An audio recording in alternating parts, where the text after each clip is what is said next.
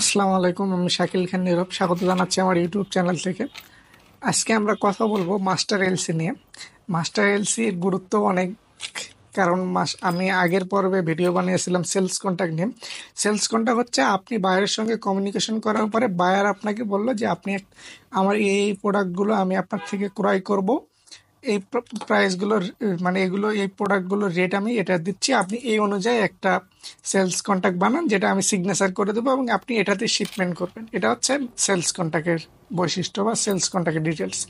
আর master এলসির ক্ষেত্রে আপনার ফ্যাক্টরির হচ্ছে মার্চেন্ডাইজারের সঙ্গে বায়ারের কমিউনিকেশন হলো, দেন বায়ার সরাসরি বায়ারের দেশের ব্যাংক থেকে আপনার ব্যাংকে একটা এলসি পাঠালো, সেই এলসির উপর সব কিছু লেখা থাকবে, সেই এলসির উপর ডিপেন্ড করে আপনি বাংলাদেশে ব্যাক টু ব্যাক করলেন, দেন আপনি শিপমেন্ট করলেন।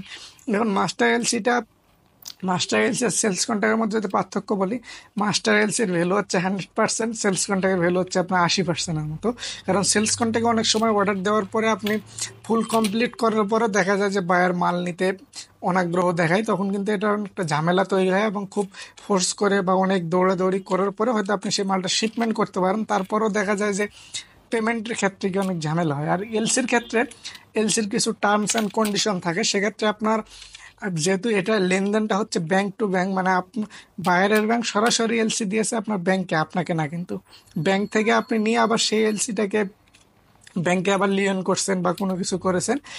এক্ষেত্রে দেখা যাচ্ছে যে আপনার হচ্ছে যে এলসির ভ্যালুটা অনেক, এবং এলসিটা সাধারণত ব্যাংক টু ব্যাংক কানেক্টেড থাকে। সেক্ষেত্রে আপনার ব্যাক টু ব্যাক এলসি করার পরে আপনি যখন শিপমেন্ট করবেন তখন কিন্তু অনেকটা ইজি হয়ে যায়, কারণ এখানে আপনার পেমেন্ট আসার মানে আপনার পেমেন্ট পাওয়ার যে অপশনটা সেটা খুব হার্ড থাকে। মানে আপনি যদি শিপমেন্ট করে ফেলেন আপনার পেমেন্ট আপনার বায়ার দিতে বাধ্য, কারণ ব্যাংক সেই পেমেন্টটা ব্লক করে রাখে অনেক ক্ষেত্রে। এটা যদি টার্মস অ্যান্ড কন্ডিশনে থাকে তাহলে ব্যাংক সেই পেমেন্টটা ব্লক করে রাখবেন, আপনার পেমেন্ট আপনাকে যে কোনো মূল্যে বুঝিয়ে দিবে।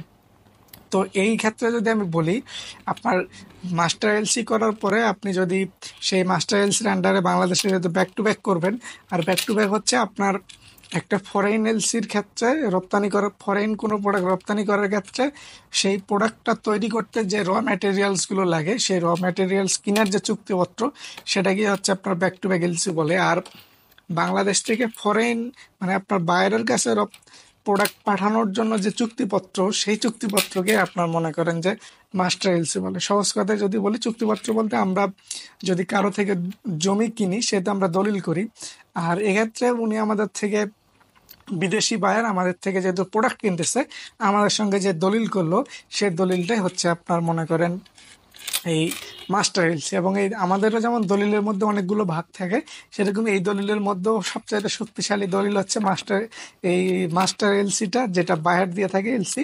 আর সেলস কন্ট্রাক্টটা হচ্ছে অনেকগুলো থাকে না, যে বায়না সূত্রে বা এই ধরনের, যে আমি বায়না দিয়ে রাখলাম এটা আমি নিব, এই ধরনের হচ্ছে যে সেলস কন্ট্রাক্ট। মাস্টার এলসি হচ্ছে একদম কনফার্ম হয়ে গেলাম যে এই জমিটা আমার, এরকম হচ্ছে যে মাস্টার এলসির ক্ষেত্রে। আর মাস্টার এলসি বা আপনার এই ব্যবসায়ী ক্ষেত্রে আরেকটা গুরুত্বপূর্ণ বিষয় হচ্ছে আপনার টার্মস অ্যান্ড কন্ডিশন বুঝে। প্রতিটা এলসিতে কিছু টার্মস অ্যান্ড কন্ডিশন আছে। আপনি যদি মাস্টার এলসি হোক বা সেলস কন্ট্রাক্ট হোক, আপনি যদি আপনার টার্মস অ্যান্ড কন্ডিশনগুলো সঠিকভাবে না লিখতে পারেন বা না বুঝতে পারেন, তাহলে হচ্ছে আপনি ব্যবসায় মানে কমার্শিয়াল হিসেবে আপনি খুবই একটা কঠিন সমস্যার সম্মুখীন হতে পারেন। কারণ টার্মস অ্যান্ড কন্ডিশনে কিন্তু অনেক কিছু উল্লেখ থাকে। এমনও উল্লেখ থাকতে পারে যে আপনি শিপমেন্ট করার পরে 50% এবং আরও 5-6 মাস পরে 50% পেমেন্ট, এ ধরনের টার্মস অ্যান্ড কন্ডিশন আমি দেখেছি। যে অনেক সময় বিদেশি বায়াররা মনে করে যে আমরা যে এলসিটা পাঠালাম সেই এলসিটা হয়তো আমার বায়ার খুব একটা ভালোভাবে দেখবে না, জাস্ট ব্যাংকে রিপ্লেস করে সব কিছু করে মালামাল পাঠিয়ে দিবে। পরবর্তীতে আপনি যদি এলসিটা না পড়ে থাকেন তাহলে শিপমেন্ট করার পরে দেখবেন যে আপনার পেমেন্ট অর্ধেক আসছে। তখন আপনি যখন ব্যাংকে জিজ্ঞাসা করবেন বা ব্যাংকে গিয়ে পেমেন্ট তোলার চেষ্টা করবেন, তখন দেখবেন যে আপনার পেমেন্ট 50% আসছে, 50% আসে নাই। তখন যখন আপনি বায়ারের সঙ্গে কমিউনিকেশন করবেন, বায়ার কিন্তু আপনাকে সুন্দর করে ছবি তুলে দেবে যে দেখেন আমার এলসিতে টার্মস অ্যান্ড কন্ডিশনে কিন্তু উল্লেখ আছে যে আমি পেমেন্ট কত দেব, আবার কখন পেমেন্টটা করব।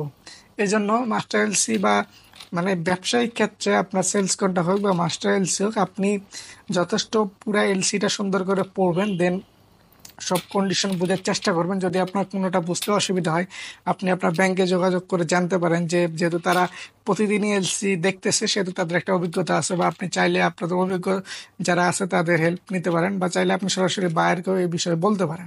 তো মাস্টার এলসি সম্পর্কে আজকের এই ভিডিওতে এতটুকু ছিল।